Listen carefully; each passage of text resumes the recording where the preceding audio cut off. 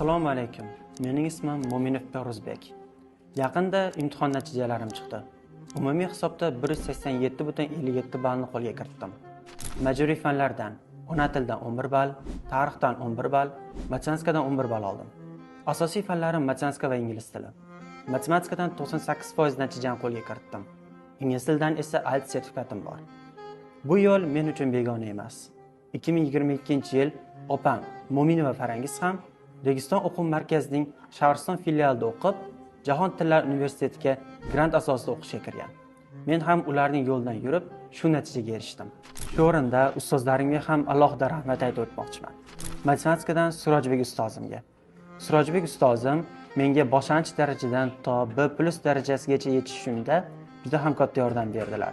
Misollarim chiqmay qolganda yordam berib motivatsiya berib turdilar. Tarix fanidan esa menda deyarli ma'lumot yo'q edi. 0 dan to B darajasiga yetgunimcha G'ayrat ustozim menga o'z metodikalaridan foydalanib juda ham katta yordam berdi. Bundan men ulardan juda ham minnatdorman. Siz ham men kabi 187 yoki undan ko'proq ballni qo'lga kiritmoqchi bo'lsangiz, Registon o'quv markazining Shahriston filialini sizlarga tavsiya qilaman.